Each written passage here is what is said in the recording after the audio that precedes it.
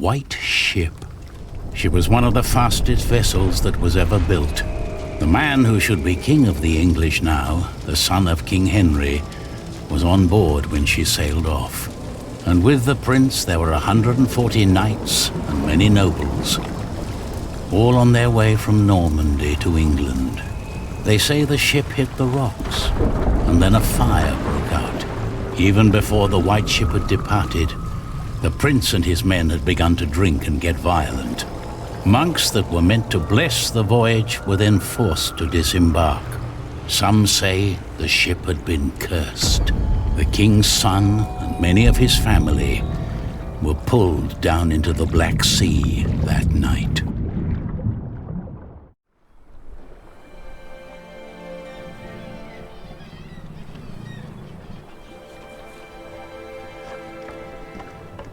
You're forgetting one important detail. Not only these monks, but also Stephen of Blois, the king's nephew, left the ship before it embarked.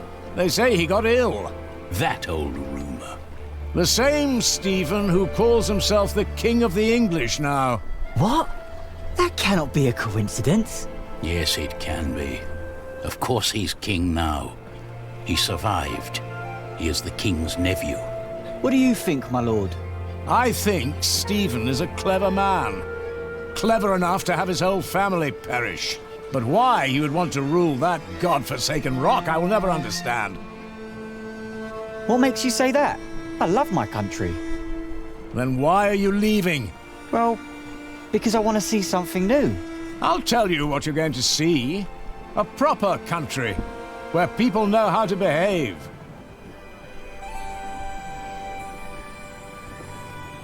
What about you? Why are you leaving?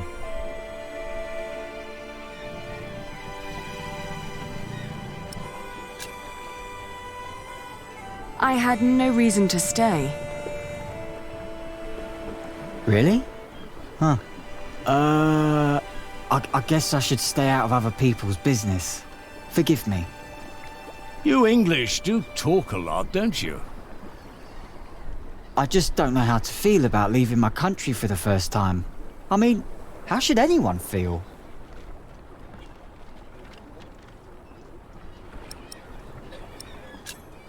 Hopeful?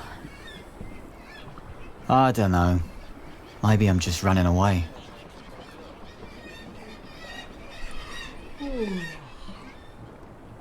You should all get some rest. It will not be long now till we reach Cherbourg. Thank the Lord. I can't wait to be back.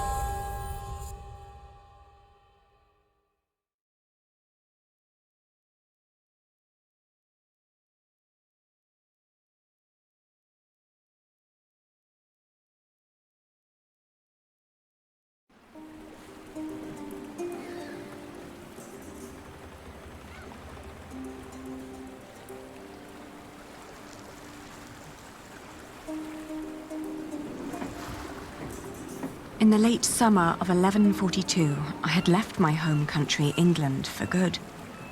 My old life lay in shambles, as did my former home of Kingsbridge. Having failed both my friends and family, I had set out to find my baby's father, the man I still loved with all my heart, Jack Jackson. And so early one morning in July, I finally arrived on the shores of Normandy. With nothing on me but a pouch of coin and a young, curious face yet unnamed, who was just as unfamiliar to this new world as was I.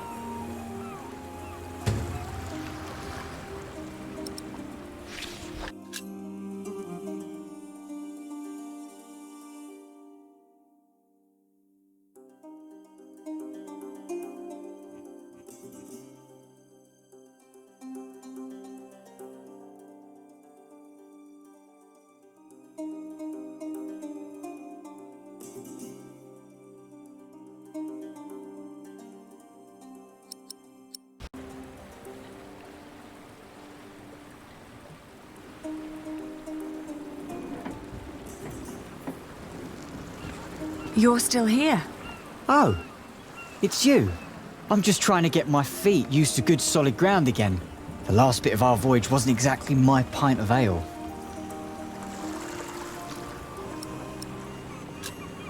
That hammer you're carrying, do you happen to be a mason? Actually, I am. You have a keen eye, mistress. I guess I just know a mason when I see one. To be honest, I haven't been one long. Just finished my apprenticeship in Salisbury. Before that, I used to shear sheep with my parents, but I guess that wasn't really for me. Father still hates me for leaving, though.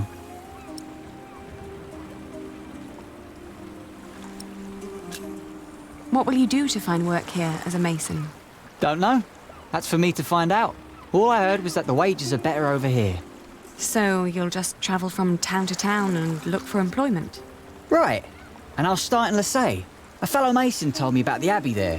He said these Normans build their churches quite differently than we do back home. I need to see that with my own eyes. Maybe learn a thing or two.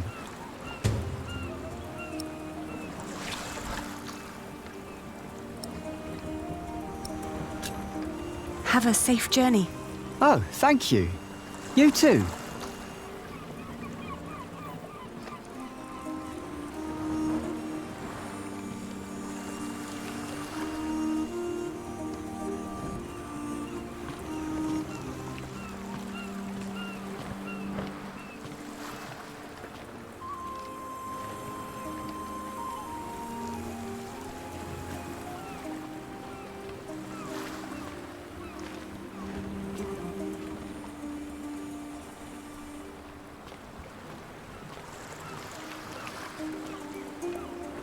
Hey, you. That's quite a bundle you got there. Where are you headed?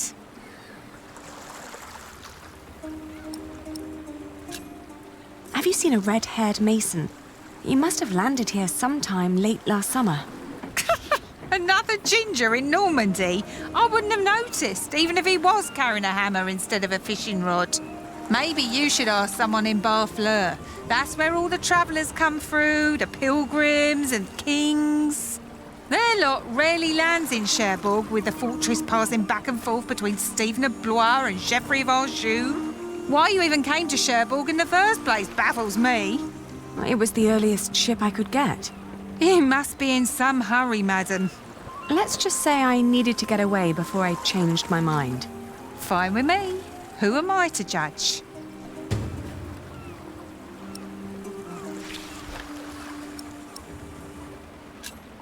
Travelling by coach is a lot less strenuous than walking. Your little worm deserves some warmth and a rocking carriage.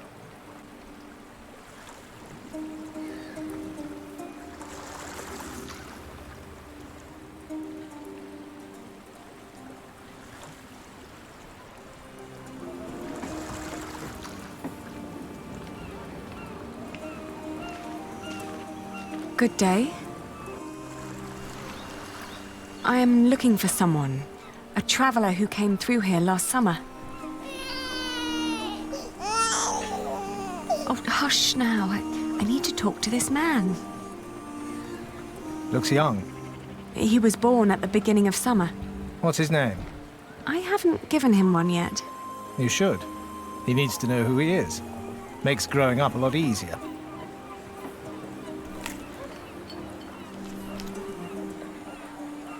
You said you're looking for someone. Apart from Barfleur, what other ports do people commonly use to get into France? Apart from Barfleur? Well, there's Harfleur. Sometimes people even go through Honfleur, which is close by. You could ask Aimé to take you. I might.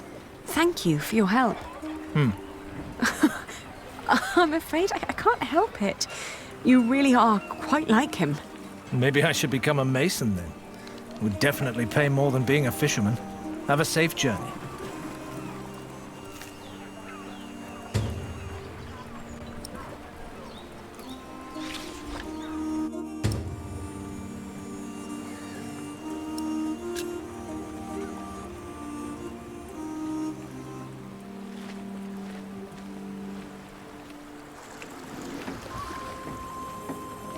Changed your mind, madam? You know, I reserved a cosy spot just for you.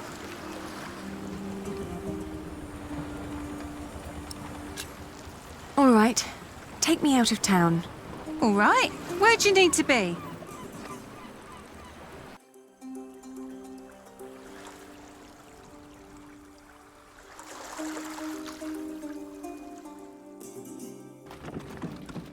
Lessay was tiny, but as it turned out, worth the trip. In the small abbey church of the Trinity, I met a monk who claimed to have talked to a man fitting Jack's description. He'd been fascinated by the abbey's rib vaulting and had asked the monks countless questions about the place's construction. The monk apologized that he couldn't tell me where Jack had traveled next, but I didn't mind.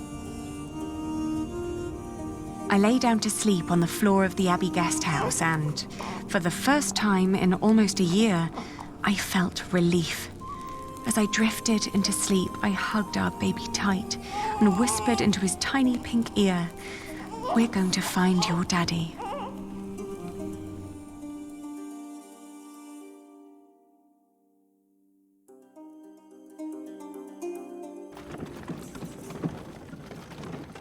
My father had once told me tales of the Mont Saint-Michel. Long ago, the Archangel Michael had urged Hubert of Avranches to build an abbey on a lonely rock on the ocean by burning a hole into his head. They say one can go and see his penetrated skull on display in the church of his hometown. It was a windy day when I arrived, and the place was crowded with pilgrims and jongleurs. I remembered Jack's fascination with these tellers of stories. I spoke to one who was just taking a break. As it happened, he had indeed met Jack, although not in Mont Saint-Michel, but on a road heading east from there. Apparently, Jack had been hopelessly tracking jongleurs who might have known his father, Jack Cherbourg. But as he'd been gradually running out of money, he'd intended to look for work in Le Mans or Tours. That was about 6 months ago. I was catching up.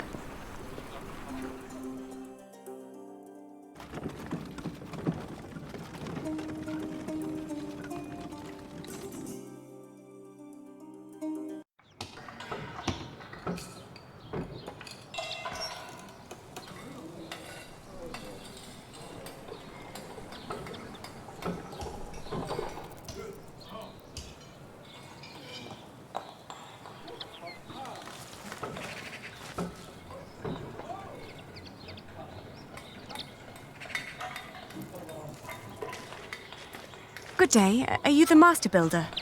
What is it? I'm looking for a mason who may have passed through here. An Englishman with carroty hair. He calls himself Jack Jackson. A redhead? Yes. Did you see him? He might have asked for work here.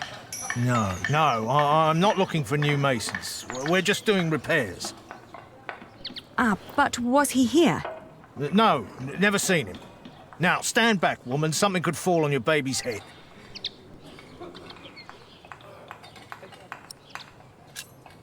I was told he wanted to come here. Maybe he changed his mind. Are you sure you haven't seen him? I am.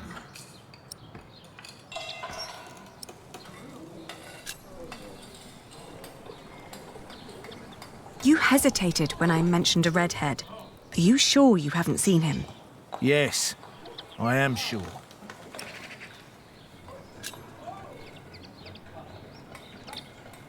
I don't believe you. Well, that's your problem, not mine. Why won't you tell me what you know? All right, he was here. Was working for me. But I had to throw him out after 2 or 3 days. Why? Because he was all want. Let me redesign the roof, let me make the nave lighter. All pretty ideas, but he never shut up long enough to do the work he was supposed to do. Shit, that man was almost as needy as my son when he was still a brat. He does know a lot about his craft. Well, I know masons like him. They grow up gifted, but without a mote of discipline in their guts. Can't work with someone like that. Do you know where he went next? No idea. Maybe to Limoges or Angoulême. Maybe even to La Rochelle. Seemed to have plans for every cathedral on God's green earth, but none for himself. I understand. I'll leave you to it then. Bon voyage.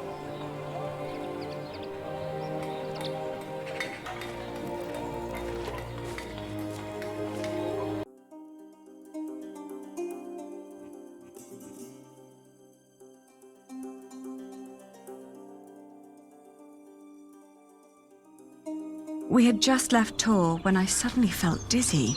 I stopped and made rest, trying to catch my breath, then lost my breakfast in a ditch at the side of the road. To my horror, our baby too had grown pale, his breath shallow like that of an old man. I tried not to panic, but the next inn was a long distance away and we couldn't stay on the road where it was wet and cold.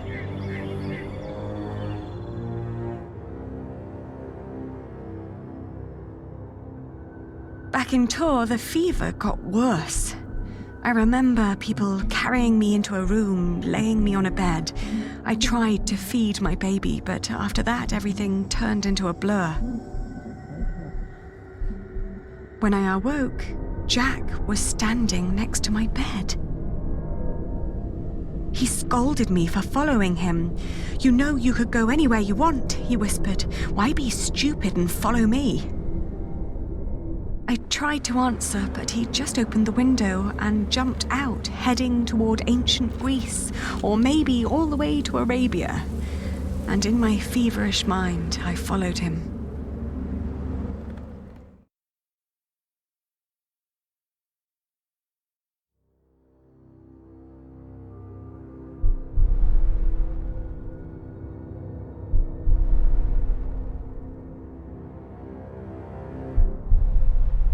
The further I went, the angrier I got.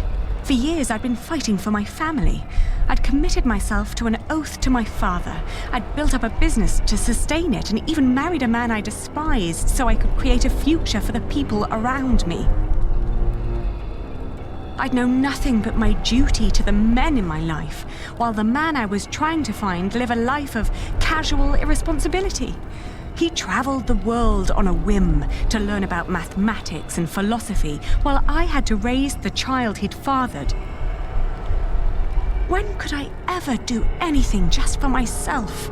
I asked the world as I went on.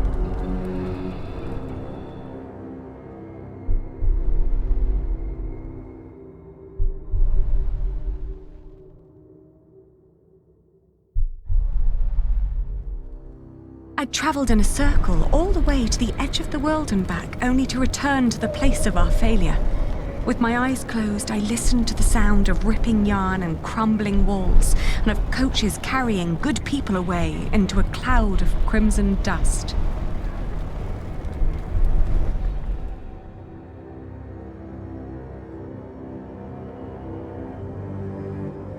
When the last moat had settled, I opened my eyes again and found myself in a dirty little room. An old maid was sitting next to my bed and smiled at me, then handed me my baby. Oh, dear God, he still looked so pale.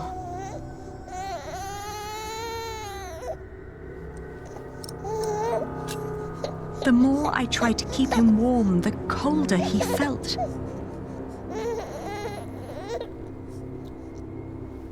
Oh, please, God, let him live. Don't punish him for my own sins. I gently caressed his head until finally he put his mouth to my breast and drank more and more, becoming greedier with every swallow. We had both been spared. We rested one more day. Then I gathered my things and headed back to the cathedral to thank the Lord for his mercy.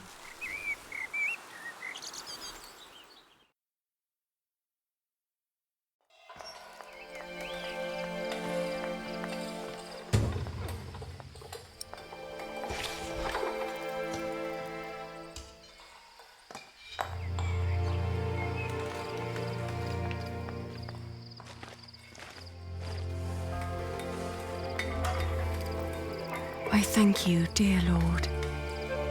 All right, steady I thank now. you for having spared my child. I thank you for... Don't let go until it's done. But why are you showing mercy on me? I failed everyone I cared about. I failed Jack. I failed my brother. And if I never return, I would also break the oath I had given Father. It's just that I feel like I've never had a life of my own. I've always fought for others. And this may be the very first time that I fight for something that I only want for myself. Maybe I should just go back and help rebuild Kingsbridge. Maybe Jack doesn't even care for me anymore. Amen. Huh.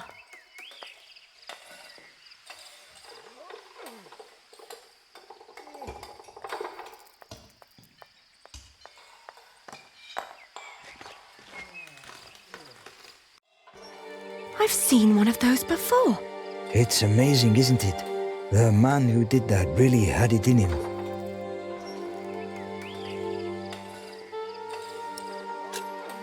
Had what in him? The spirit of a true mason. It's a shame that the master let him go. In just 1 month, he did so many things. What did he do? He came up with ideas for how to make the construction easier. But the master didn't want to hear it. To tell you the truth, everyone thinks that he feared for his own job having someone like that around. The last thing Jack did was carve that corbel. It was the one thing the master let him do. Then when he was done, he was asked to leave. Your master said he had no discipline. Let me tell you something. Jacques worked very hard on it. He was impatient and had a temper, but you could see that he tried to overcome it. Conquering that rock was very important to him. Oh, I understand that so well. Do you happen to know where he went next? He wanted to walk the pilgrim trail to Santiago de Compostela. The Camino? The Way of St. James? He said he might find someone there who knew his father. Just one more thing. How was he when he left? Never thought about that. Relieved, I guess. He seemed ready for something new. Thank you so much for your help. Think nothing of it. And good luck on your travels. May you find what you are looking for.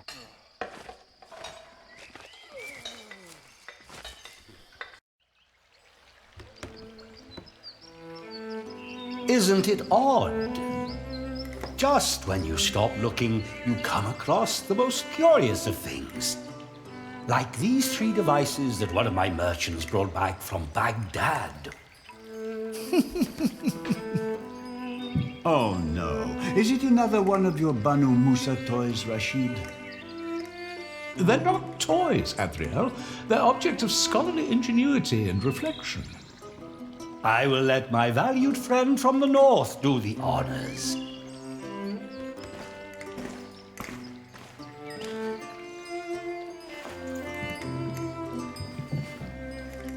Jack, if you may.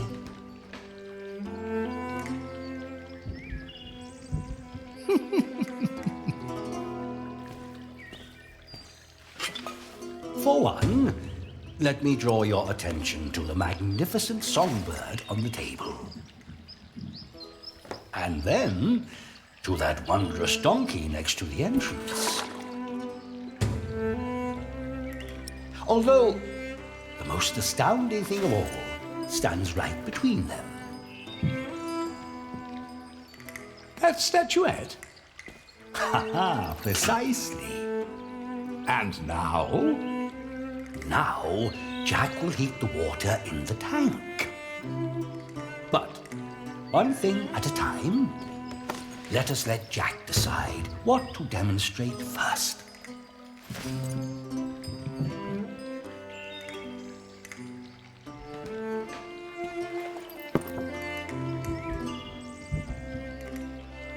It's so beautiful it will make you cry. Just listen.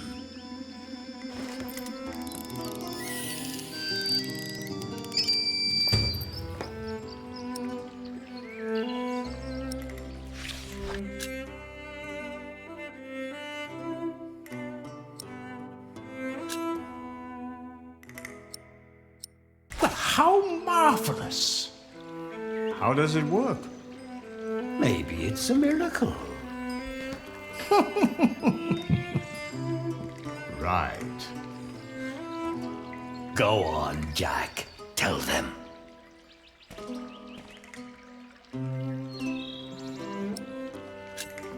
There's a hidden wheel inside the box. It turns an axle that in return raises and drops a sequence of small cylinders inside. These cylinders work like fingers playing a flute. But who is blowing into the flute? Steam. Steam? Yes.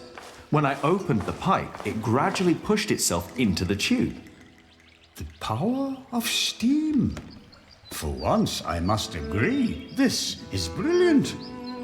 Of course! It was created by a Muslim after all. Let's not get ahead of ourselves. What else have you got, Rashid? Anyone care for some tea? Thank you, my daughter. We will have some as soon as Jack has finished our presentation. Mind if I watch? Of course not. So, who is this man, Rashid? Jack is a friend of the house. A brilliant man, a scholar and a talented artist. I could watch this man scoop up water all day. Just the other day, he explained Euclid to me. What is that? A Greek who wrote a book called The Elements of Geometry. The Egyptians translated it into Arabic, and now the Englishmen are turning it into Latin.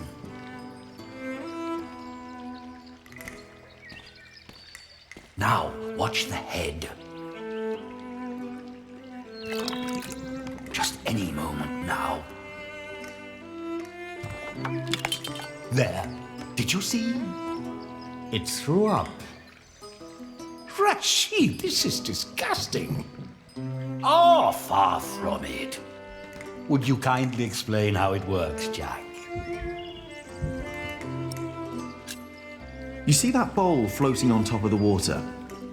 At the bottom of that bowl is a small hole. Through it, the bowl is slowly filled with liquid. Once it's full, it sinks, pulling a string which makes the ball drop onto a weight. This, in return, pulls the bowl up again, emptying it in the process. Thus resetting the entire mechanism. If you timed it perfectly, you could make it drop a ball at every hour.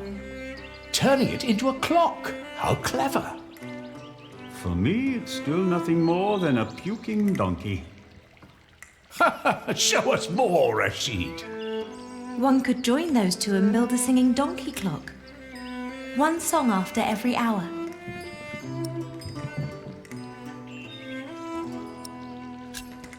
That would be pretty clever. I know, right? You could be the one to build it. Oh, that would be unfair. It's your invention. I'd let you have it. Or we design it together.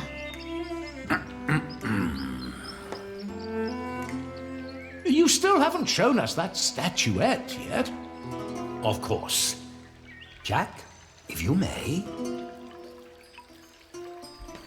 How very peculiar. Oh, you will love this. Just watch.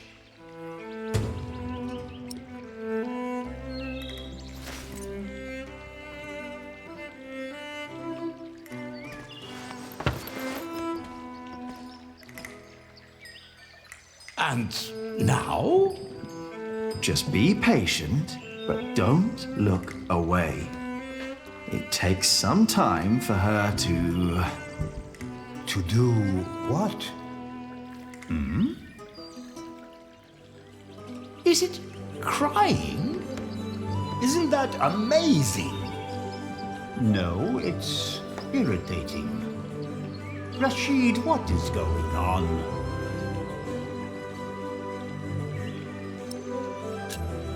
It's a mystery. Rashid, please.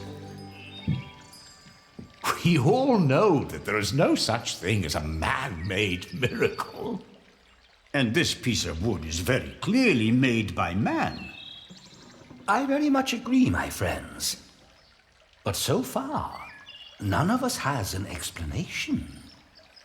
All we know for certain is that her glassy eyes shed tears when you move her from warmth into cold. Like a plant at sunrise. Like dew. The only difference is the surface, that's all. I think you may be onto something. Am I? Of course, I had no intention of disturbing your conversation.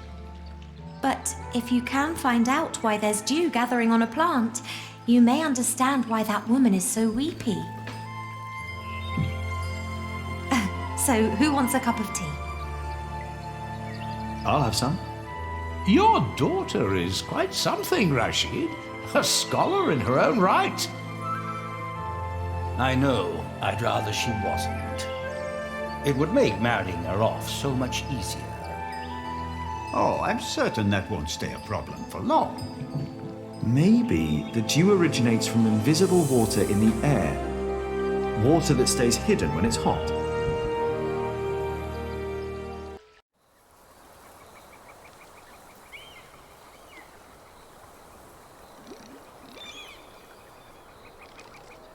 The pilgrim trails across France converged at Osterbat in the foothills of the Pyrenees. There, the group of 20 or so pilgrims who had been travelling alongside me since I'd left Tours swelled to about 70. Some were prosperous citizens, some probably on the run from justice, a few drunks and several monks and clergymen. Several languages were spoken, including Flemish, a German tongue, and a southern French language called Oc. Nevertheless, there was no lack of communication among them, and as we crossed the Pyrenees, they sang, played games, told stories, and in several cases had love affairs. While my baby and I kept mostly to ourselves.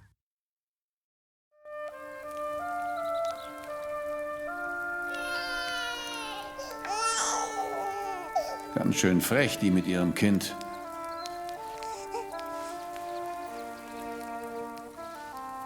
Hush now.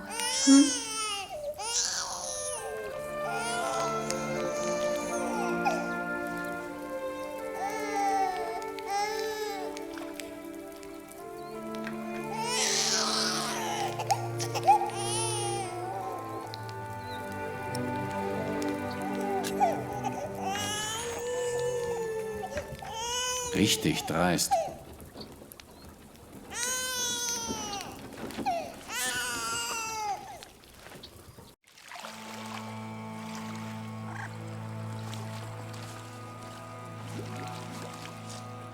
Dear Lord, what are you doing? You should get out of the water. It's freezing. My ring! I lost my ring! Dear Lord, please show mercy.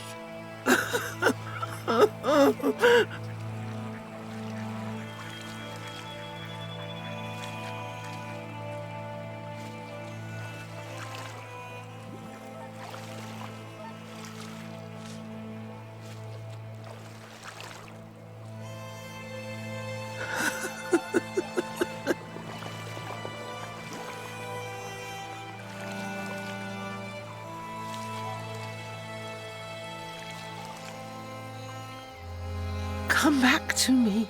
Please come back to me.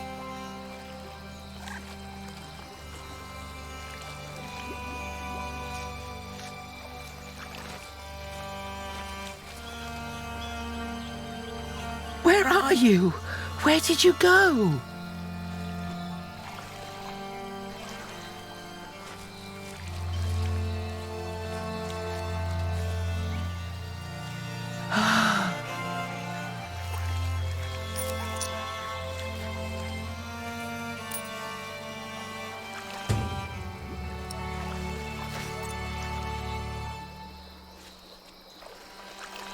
I found it.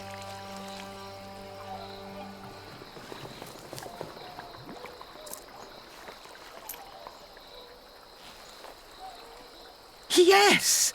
Oh, thank you. Thank you so much. You are a very kind woman. So very, very kind. I'm glad I could help. Yes, yes, thank you. Thank you so much.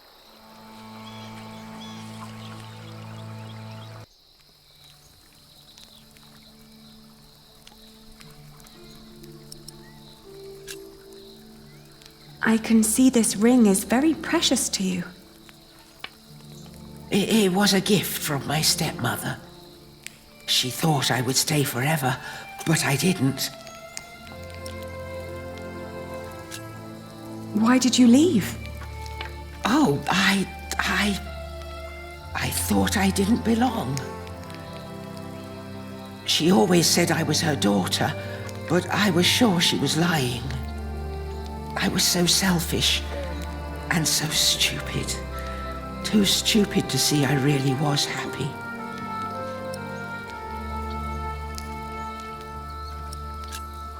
Maybe you really weren't happy.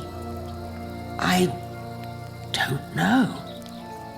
I was very young and thought I was unhappy because I didn't live close to the sea. But in the end, the sea did not feel the same about me. The cold there made me sick. It took away my sight.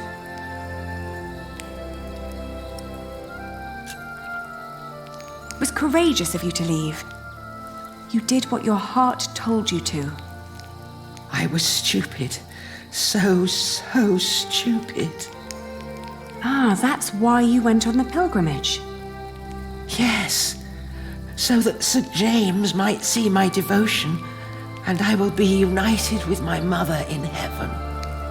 I'm just not as kind as you. Not kind at all. You're too hard on yourself. I don't know. I too am trying to make amends with the one man I loved the most. I was told he went straight to Santiago. You will know soon. Not soon enough. It's still 4 weeks till I get there. He'll be there, I'm sure of it. I hope so. I just feel that with every day that passes, I'm losing him a bit more. And that the only thing I can allow myself still to hope for is not love, but forgiveness. I understand. Hey, hush now. Not long now and our journey will be over,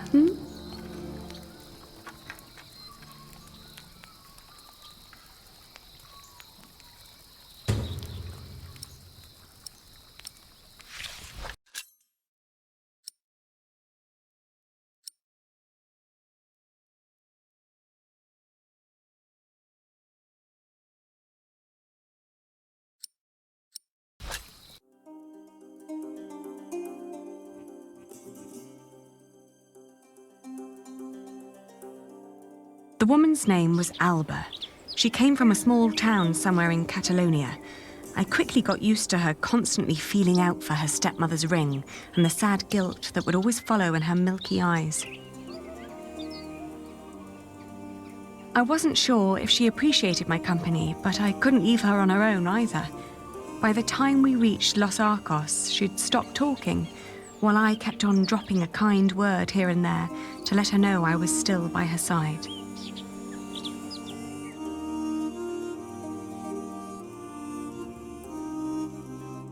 Alba believed herself to be of weak mind and body, and yet she walked the Camino with a strong sense of purpose that willed her onward.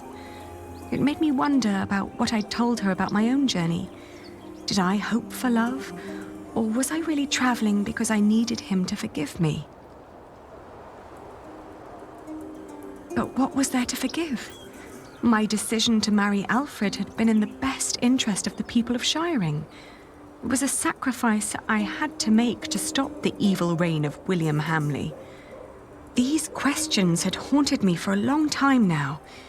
But if I really was going to see Jack soon, it was time to make up my mind.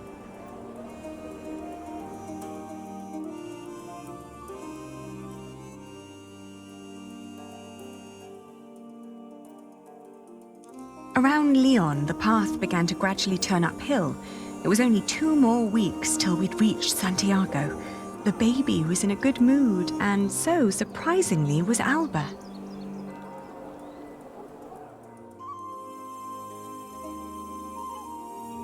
After Astorga, the trail got more difficult.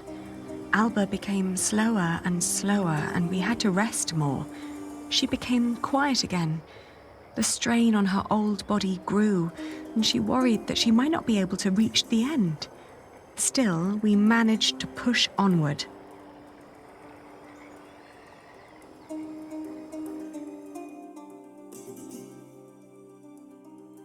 The next morning, she refused to get up. Her breathing was disturbingly shallow, and she hardly noticed me touching her forehead. Everything hurts, she said, and urged me to continue without her.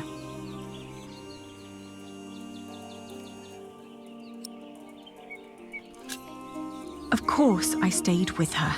I brought her food and water and sat by her side. But day after day, her condition grew worse. She kept on urging me to go, to find Jack, saying the monks of Ponferrada would take care of her.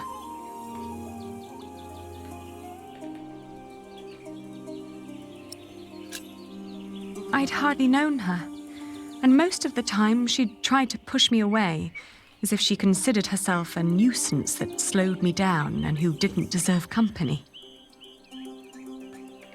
It wasn't until a few moments before she died that, for the first time, she smiled at me, and I like to believe that she saw me smile back. I still like to believe that here, in this unlikely place, dying next to a near stranger, she'd found a moment of serenity and happiness, but she'd not reached Santiago. When I left, that thought still haunted me. To see that a journey could come to an end so suddenly. But what would be different if she had reached Santiago? Could she have been disappointed by what she found?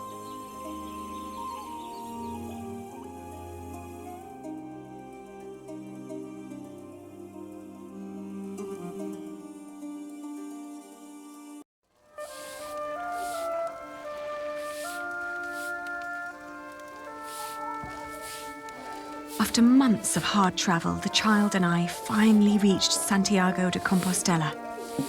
In the evening, we attended Mass in the great cathedral, then started to roam the town looking for my dear Jack. It was almost dawn when finally a priest pointed me to an inn close by.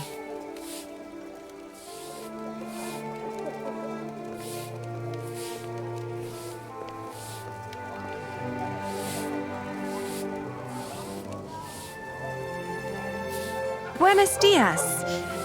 Do you understand me? Sinto-cho ben, pero non temos camas dispoñibles. No, I don't need a room. I was told a friend of mine stayed here some time ago. A red-haired Englishman called Jack. Do you remember him? Eu só che falo en galego, miña rula. Français? English?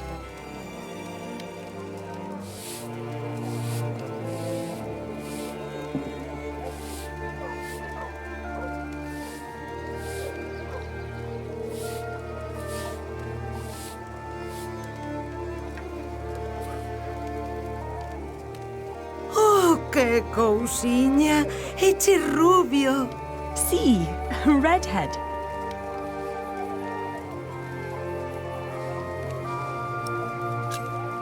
Have you seen his father, Padre del Niño? Jack Builder? Ven sendo un peregrino? What? É un peregrino? Oh, no. He's not a pilgrim. Entón, quen ven sendo?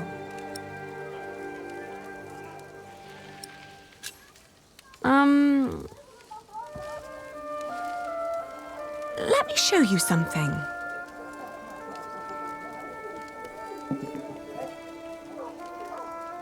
He's a mason.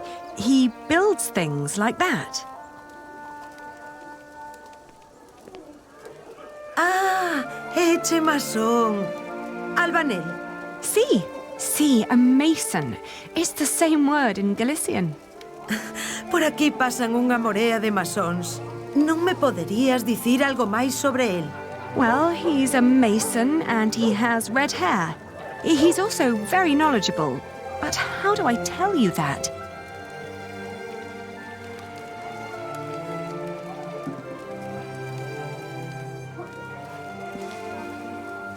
The man I'm looking for loves to read. Anda, isto eche do masón. Sí, it's his. Oín falar dun masón que dis que se dedica a traducir libros en Toledo. Polo visto, di que se chama Jack. Yes, Jack. Have you seen him? Non sei cal será o seu apelido, pero ben é certo que non chai moitos masóns rubios aos que lles guste ler. Se tan desesperada está, por que non vai a Toledo a comprobalo por si mesma? Entón, marchou para Toledo.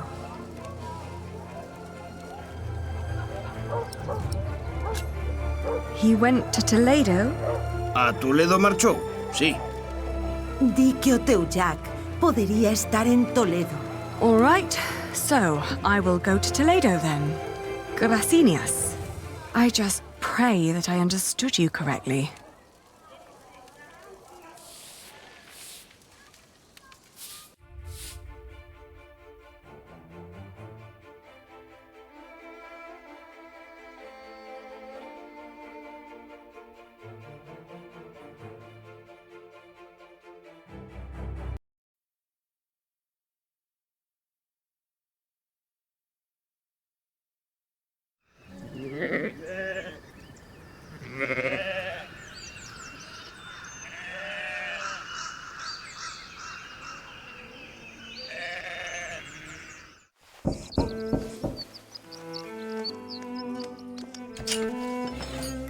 Buenos dias.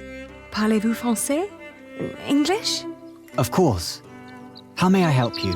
I was told a man named Jack Builder lives in this house. Who told you this? A group of scholars living at the edge of town. They said he used to translate old scriptures about mathematics before he moved here. Please wait here. I will talk with Master Rashid.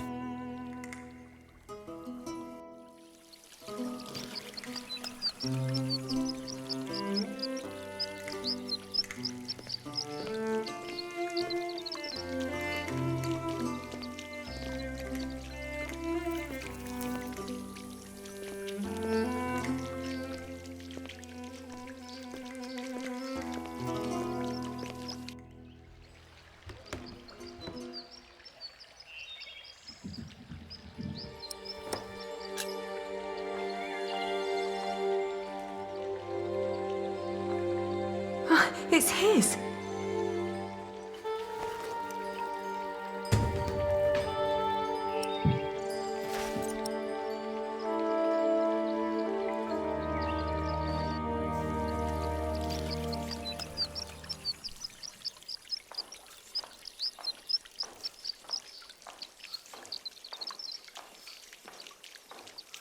Oh, there you are.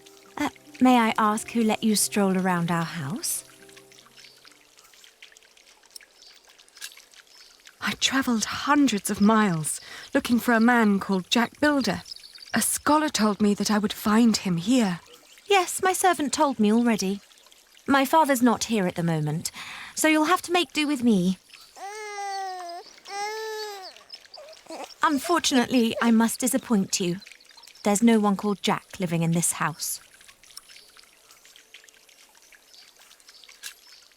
He must be here. I found his slingshot. What? Who allowed you inside my father's archive? I didn't mean to be disrespectful of your hospitality. I just hope for your sake you didn't touch anything. Every piece in there is precious to my father, even that slingshot. Oh, I'm sorry, but this is not easy for any of us. I think you should know that Jack and I are promised to each other. Maybe we should go inside. The sun's burning, and my mother doesn't need to hear us.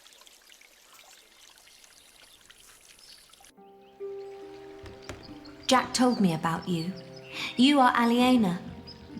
You're the one who rejected him and married his stepbrother. And now you want him back.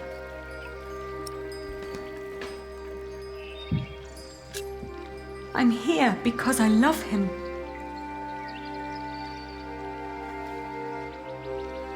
He always said that he had come here to find out about his family. But instead, he found out about everything else. About philosophy, mathematics. When he and my father met, it was love at first sight. They studied together and made great plans. But in the end, Jack would always start talking about his cathedral again. This great church he would build one day. Rib vaults and pointed windows. He'd ramble on about it for hours and stare up at that ceiling. We three sat here for hours and talked. And then in the evenings, it would be just the two of us. So many strange ideas about the future. Some barely more than silly dreams. Others almost in arm's reach.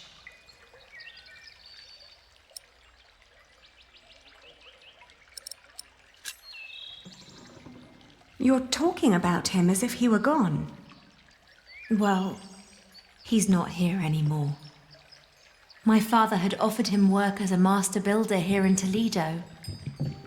He would have been well off and free to spend his evenings under vaults like this, with me as his wife.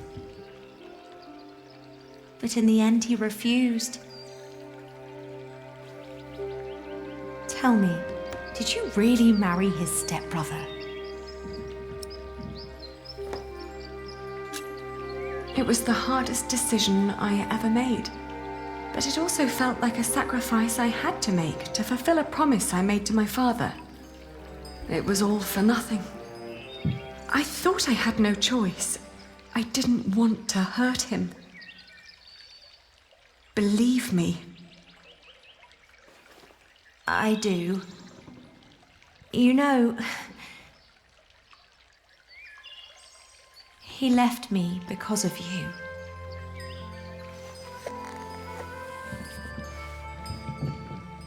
Even after all you did to him, he couldn't let go. You can be glad that you ran into me and not my mother. She was enraged when he left. He can have that effect on people. But apart from that, we made our peace with him. Father even gave him one of his favorite pieces of his collection as a parting gift. A small wooden statue with stone eyes in exchange for his slingshot. Would you mind telling me where he went? He went to Paris to work on the Cathedral of Saint-Denis. He said he never found out about his father, so there was no reason to stay down here anymore. Paris? Yes. If you find him there, tell him I don't miss him. I am sorry for all this. You don't have to be. What is the child's name, by the way? Well, he has none yet. I wouldn't name him without Jack. Isn't that a bit silly? Maybe. But he's his son as well as mine. It's his right to have a say in it too. Then off to Paris. That baby needs a name. He will get one. Thank you.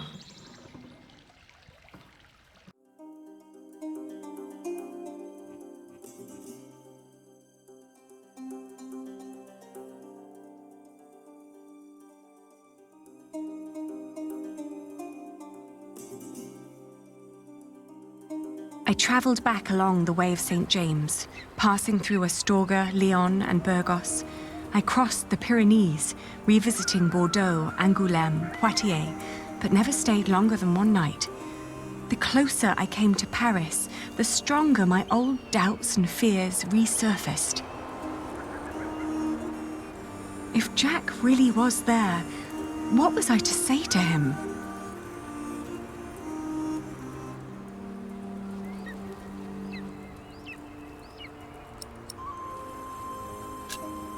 We had to hear each other out before we could walk on again, in whatever direction that would be.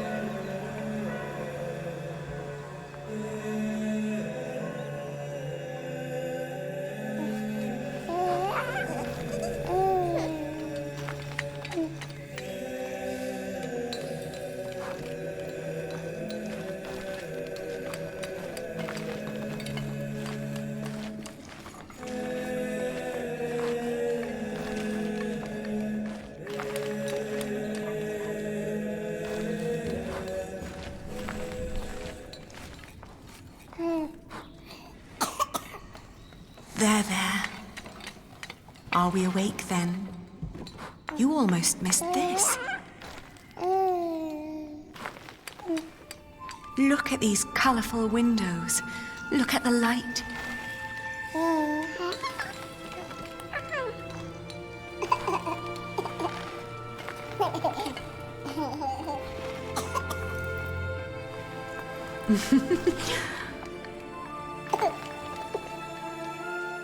Ali. We came to see you, Jack. We? Is he? He is your son.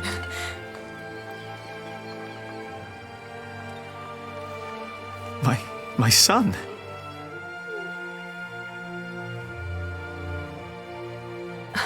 I'm sorry. It's not your fault. Ali, where do we go from here? Wherever we go, I want to go with you.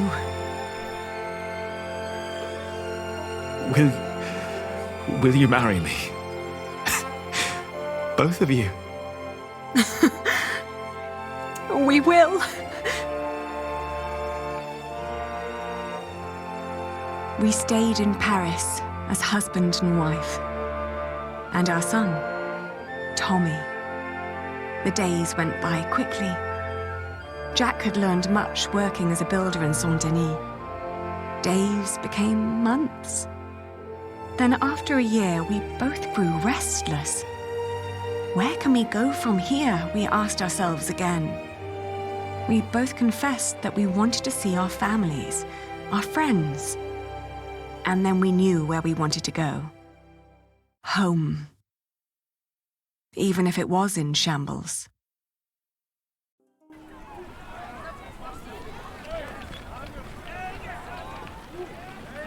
We need to hurry. The ship to England will leave soon. What's going on here? Whatever it is, if the crowd doesn't clear up, we'll miss our ship.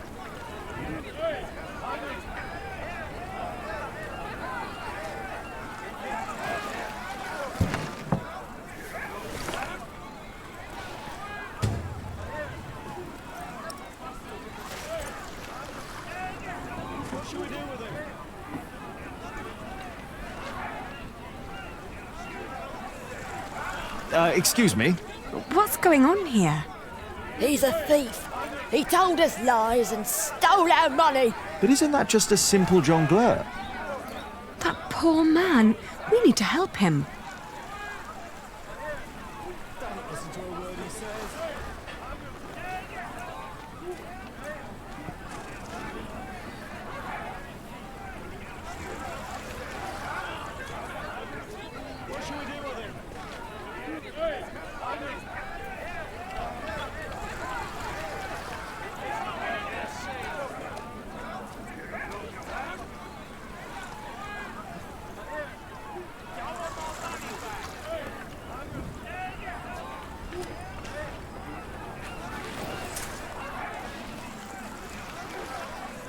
Do you see? It's working. Your friend Rashid must be quite the miracle worker.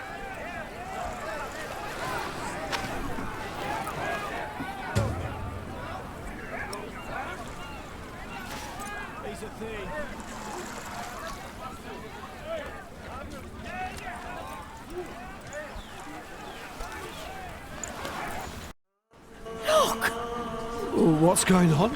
The Holy Mother. She's crying.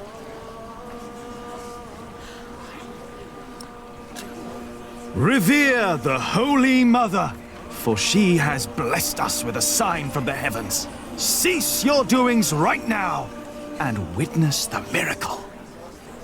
It's true. Lord in heaven. Why is she crying?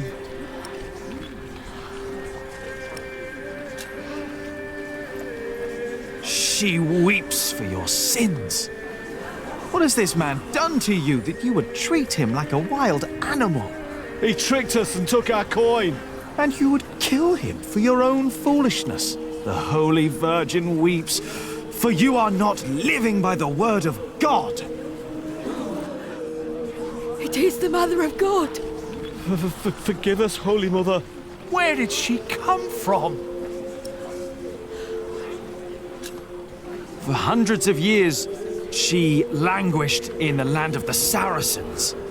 Dormant, she has been waiting for the one to bring her home. Listen to what he has to say. The Holy Virgin has chosen this young family to protect her. Tell us all where you are headed. Her destination is beyond these waters. In the small town of Kingsbridge, in the earldom of Shiring. There she wants to rest. Kingsbridge? Where's that? Hail Mary! Make way for the Holy Virgin! Hallelujah! Make Robert well! Huh? Blessed Mary, let my daughter conceive! Give us a good harvest! They're donating to ask for her blessing. Oh. The weeping Madonna shall hear your prayer. And with your donations, I shall build her a new shrine at Kingsbridge, a cathedral.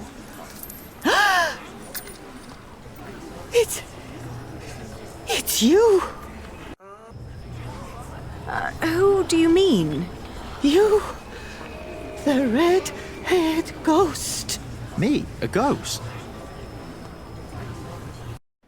My husband is very much alive. I've known him since he was 12 years old. But he drowned. By God, you drowned. 24 years ago. On the white ship.